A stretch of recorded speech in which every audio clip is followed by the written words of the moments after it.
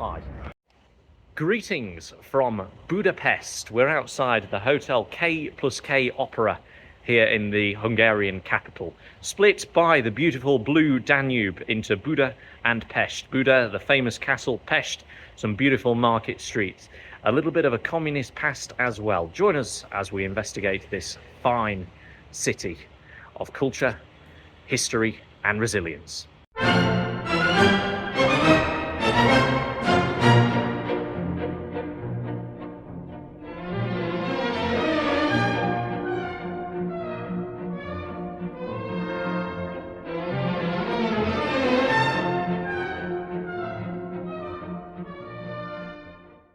So I'll check out the room. Beds obviously, telly obviously, desks. Very, very typical hotel room. Views, room cracky. Nothing to write home about, it's just a street from down below. We'll check out the bathroom as well while we're here, as always. And we see we've got shower, loo and sink. Lovely. This is St. Stephen's Basilica in the middle of Budapest, a Catholic cathedral that was built between 1851 and 1905. The dome itself is 96 metres high. It makes it the tallest building in the centre of Pest, this side of the river, tied with the Parliament building, showcasing that church and state had an equivalency in Hungary. Now, an interesting thing about the 96, it was 896 AD that Hungary was sort of founded, so to speak. So there's a lot of references to that number, 896. And 1,000 years later, to commemorate the 1,000-year celebration, Emperor Franz Joseph of Austro-Hungary came to visit, and there was a massive party. So there's lots of references to both of those numbers here in this city. But let's check out the Basilica. St. Istvan, or St. Stephen, the guy who the Basilica is consecrated to, is the face of the 10,000 forint, or 10,000 forint note in Hungary.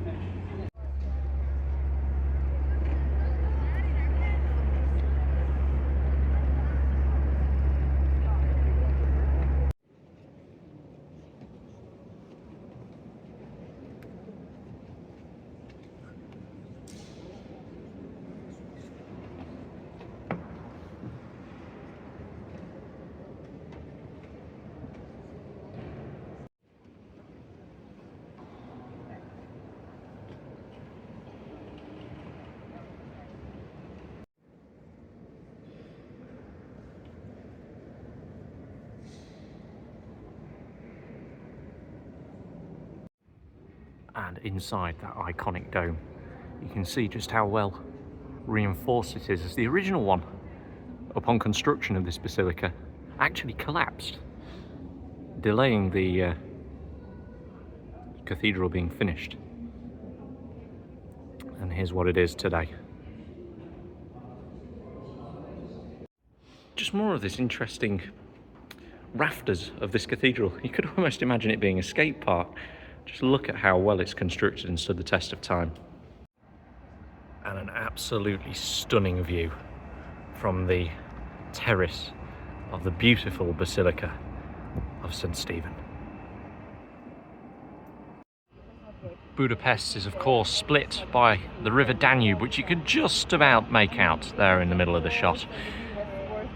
This side of the river is Pest and the other side is Buda. A reminder as well, as you can see some of the more tower block buildings, that Budapest is not just this beautiful ornate classical town, but in fact still a bustling metropolis. As you look out over to there, you can even see the Groupama Arena, home of Ferencváros, Hungary's perhaps most famous football team. And another view of Pest. Just beyond that crane you can see the Ferencváros Arena, named after Hungary's finest ever footballer and arguably one of the greatest of all time.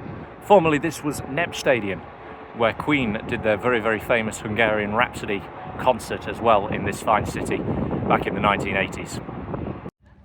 We're outside one of the angles of the Hungarian Parliament building with a statue of Gyula Andrássy, who was Prime Minister of Hungary in the late 19th century, also served as Foreign Minister of the Austro-Hungarian Empire.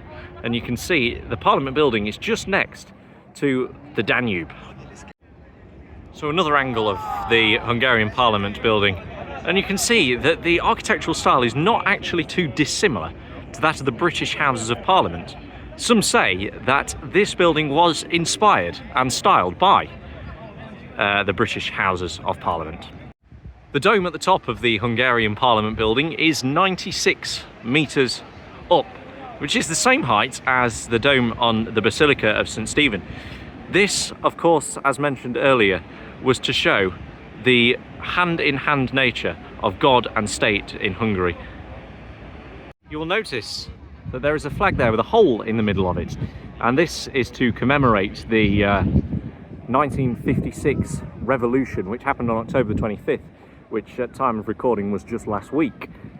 This was a revolution against communist occupation in Hungary all that time ago.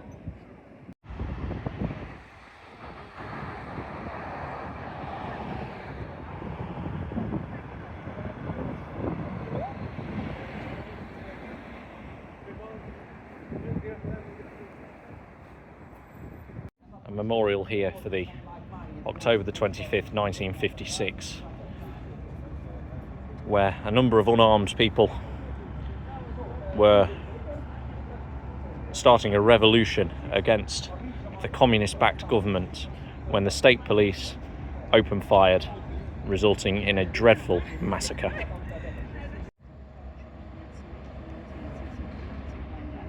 So we've got some typical Hungarian goulash here, which is a type of soup, very, very runny.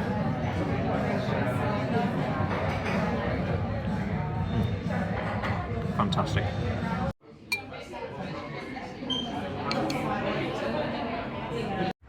One of these lovely little streets in Budapest next to the Danube. Just how charming the place looks during the hours of darkness. You can see over to the city of Buda, and you've got the Parliament building here. Absolutely fantastic stuff.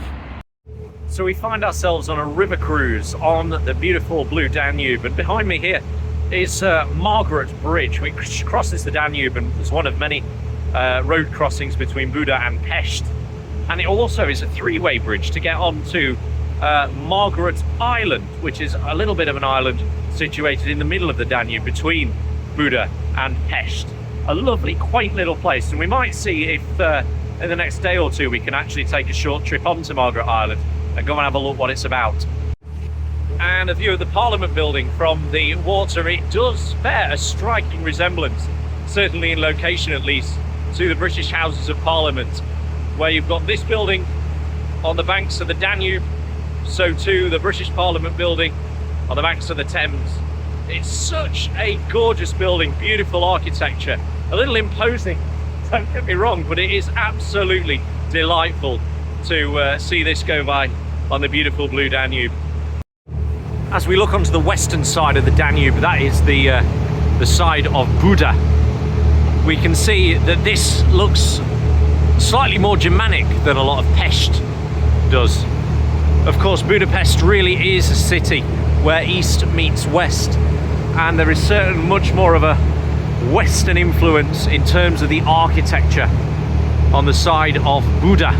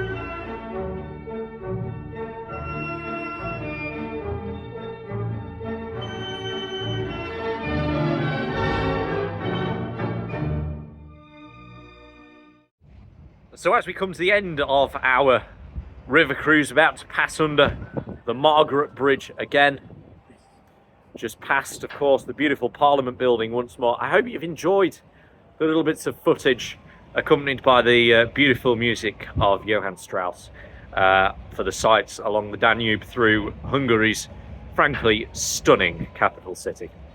It is obviously Halloween today, and this is some very interesting stuff. People going around all in costume, having a lovely time in Budapest on Halloween night.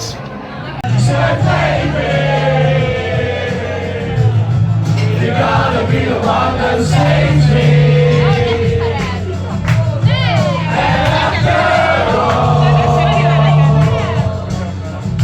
You're my wonderwall. It's quite a nice little arcade they've got going on here. Loads of place, absolutely full of life. It's fantastic stuff here on Halloween night in Budapest.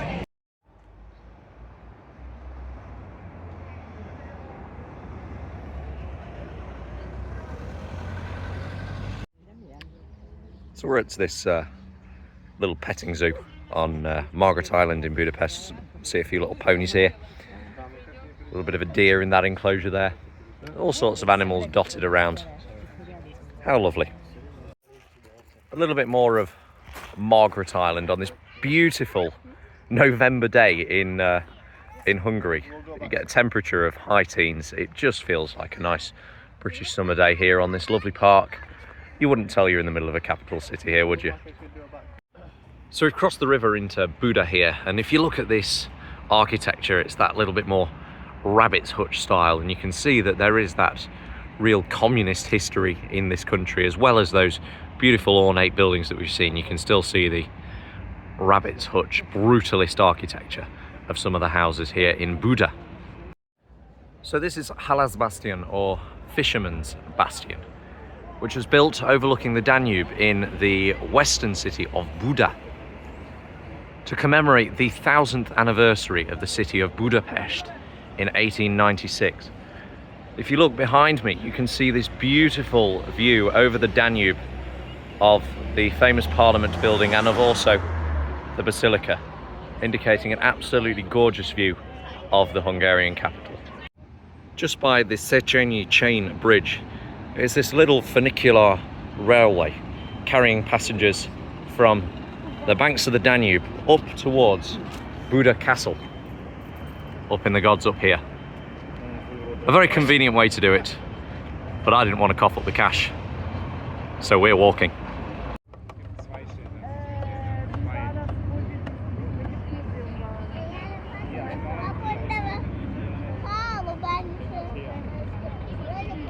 So here we have a statue outside of the magnificent Buda Castle of Savoia, or Eugene of Savoy, who was a general in the Holy Roman Empire, responsible for defeating the Ottoman Empire here in Hungary.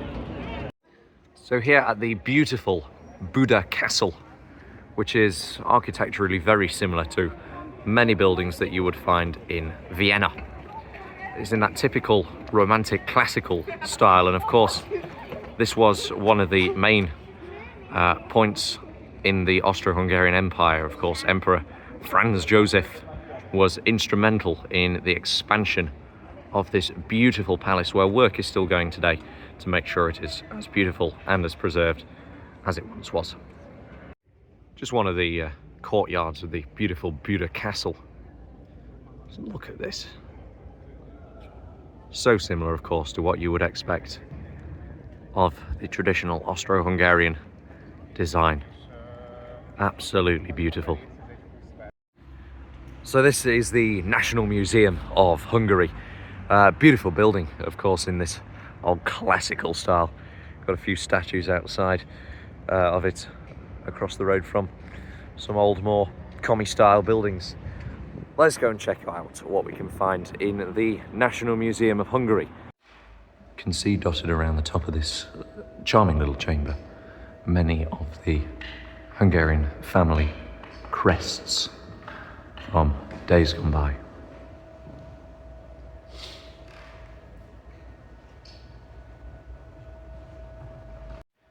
the Nobel Prize medal for George Hevesy, who studied radioactive isotopes as traces in chemical processes.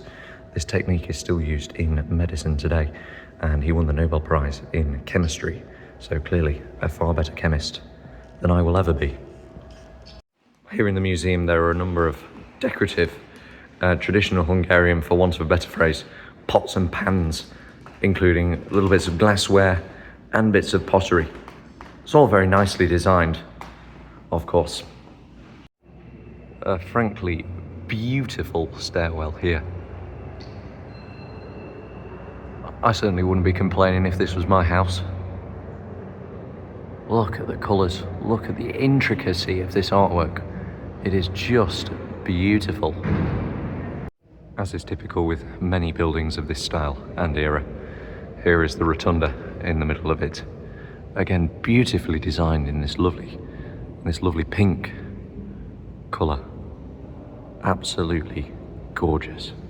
Now, this building was actually always a museum, commissioned in around 1850, and the style certainly reflects the period of that time. Sort of 15th century chainmail armour and some swords there, quite consistent with some of the stuff we saw in the National Armoury Museum in Leeds, if you caught that video. One of the more grand function rooms I've ever seen. Just look at the style of this. Absolutely beautiful. Similar to a lot of things that you might find in Vienna. Look at this tiny little clavichord, harpsichord, to go with this suite here. Starting to look a little bit more later Baroque, perhaps even early classical. The kind of thing that some of the really early composers might have played. As the 18th century came, Hungary became a lot more westernised with the joining of the Austro-Hungarian Empire. You can certainly see this with a lot of the styles going on at the time. And of course, the music filling Hungary at that time would have been the music of Haydn and Mozart, some of the greatest classical composers of the age. During the mid-19th century, Hungary went through a little bit of a revolution, where this building was in fact used in that fight for freedom. This is the piano belonging to Hungary's most famous composer, Ferenc Liszt, who composed the very famous Hungarian Rhapsody, along with other pieces on piano such as Liebestraum. The piano itself once belonged to the great Ludwig van Beethoven and was gifted to Liszt in 1846. Ferenc Liszt himself was known for being a little bit of a showman, putting on a number of shows at the Opera House. It is said that he wore white gloves, which he took off incredibly slowly, showcasing just how long his fingers were. And if you listen to some of those pieces composed by Ferenc Liszt being played on piano, they are incredibly intricate and incredibly complicated. The fall of the Austro-Hungarian Empire happened in 1919, and Hungary very, very quickly became subject to communist control.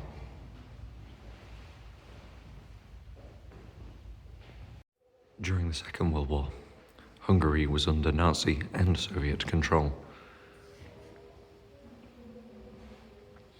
You can see some of the artwork from the age.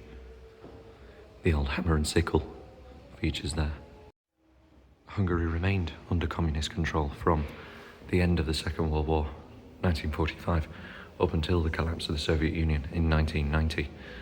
And there was, of course, that uprising in 1956, which there was a subsequent massacre as armed guards opened fire on unarmed civilians. This is still remembered to this day on the 25th of October.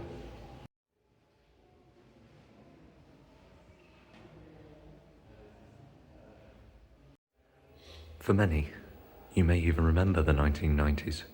It's incredible to think that the fall of communism was only 1 year earlier, 1989, when Hungary were transitioning out of the the Soviet bloc.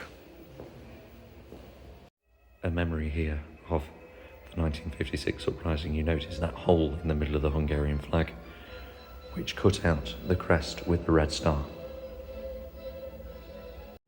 I stand here next to a bank of electric scooters that Jake and I have been using to get around Budapest during our time here.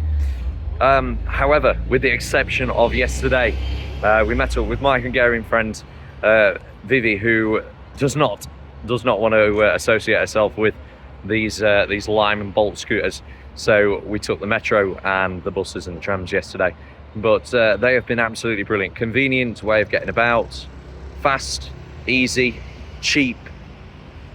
You see them in many European capital cities, and I would absolutely recommend it as a way of getting around wherever you are traveling in Central and Eastern Europe.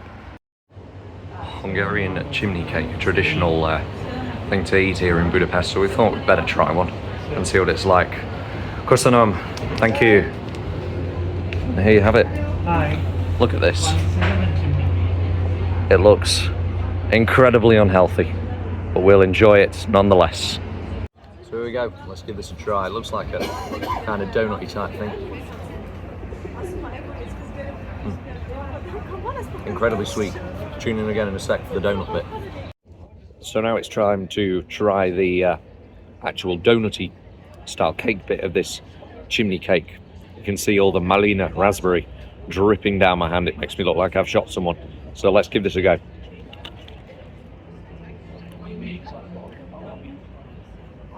Oh yeah, very nice, very sweet, but very nice.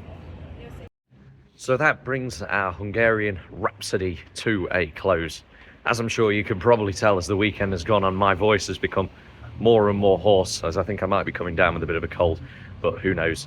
What a beautiful city, full of life, full of love, and a great example of East meeting West, from the beautiful streets of Buda to the vibrant life of Pest, separated by the beautiful blue Danube.